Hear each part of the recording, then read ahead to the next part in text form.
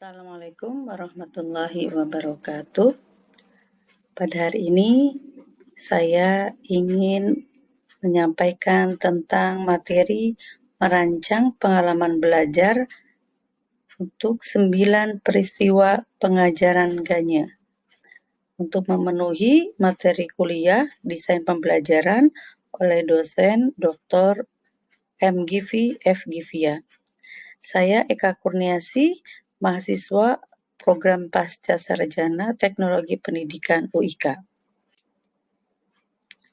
Merancang pengalaman belajar adalah usaha mengembangkan tujuan pembelajaran, jadi siap merancang pengalaman belajar yang sebenarnya.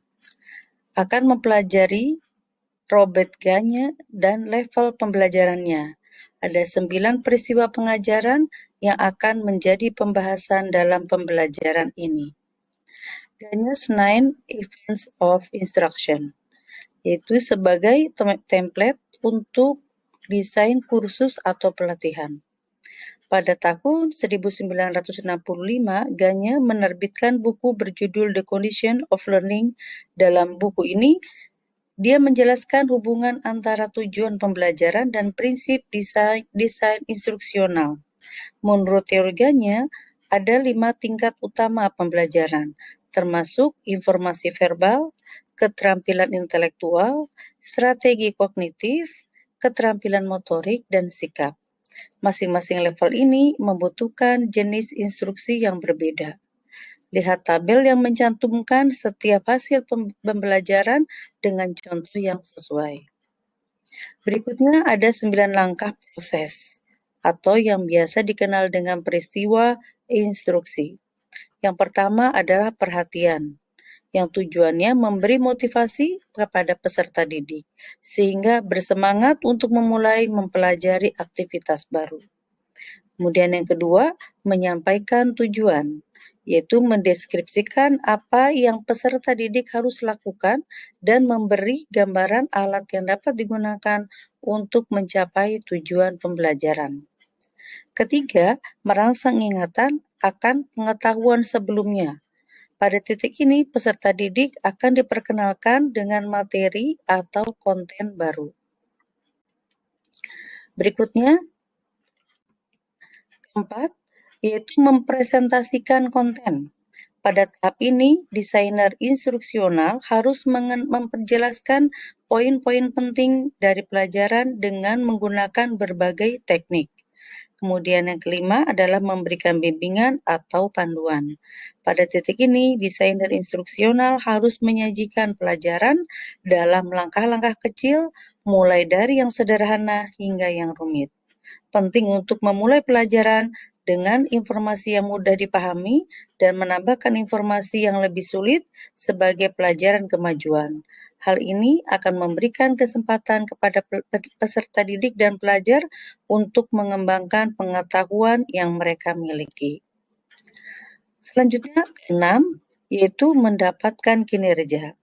Di sini, desainer instruksional harus melakukannya, yaitu melibatkan peserta didik dalam diskusi dan pertanyaan untuk memastikan bahwa mereka telah mempelajari materi.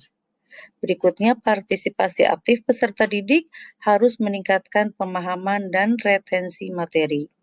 Dan strategi berikut akan membantu pelajar untuk mengingat dan memperkuat apa yang telah mereka pelajari. Selanjutnya, yang ketujuh adalah memberikan umpan balik. Saat peserta didik menanggapi pertanyaan instruksional, desainer harus memberi ke mereka penguatan dan perbaikan. Saat Anda merencanakan kursus atau pelatihan, Anda dapat merencanakan untuk menyertakan cara otomatis bagi para peserta didik untuk menilai posisi mereka dengan menyediakan umpan balik konfirmatif, kemudian umpan balik korektif, umpan balik perbaikan, umpan balik informatif, dan umpan balik analitis. Berikutnya, yang ke-8, yaitu menilai kinerja. Untuk mengkonfirmasi penguasaan tujuan, desainer instruksional harus memasukkan kuis atau tugas lain dalam pelajaran mereka. Tambahkan tes dan penilaian pencapaian di setiap level. Berikutnya, yang ke-9 adalah meningkatkan retensi dan transfer pembelajaran.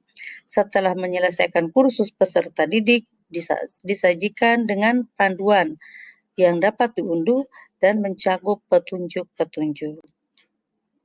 Sebagai reminder buat kita semua, bahwasannya pada pembahasan GANYA di sini, 9 peristiwa pengajaran adalah kerangka kerja yang sangat baik untuk pelajaran apapun, meskipun tidak selalu mungkin atau memasukkan semua 9 peristiwa ke dalam rencana pelajaran. Anda setidaknya harus mempertimbangkannya saat membuat kursus atau pelatihan kepada mereka. Sekarang mari kita lihat contoh kehidupan nyata yang menggambarkan penerapan 9 peristiwa pengajaran ke situasi hipotesis.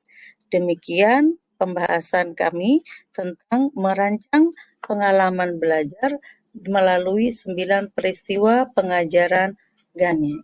Terima kasih, semoga bermanfaat. Assalamualaikum warahmatullahi wabarakatuh.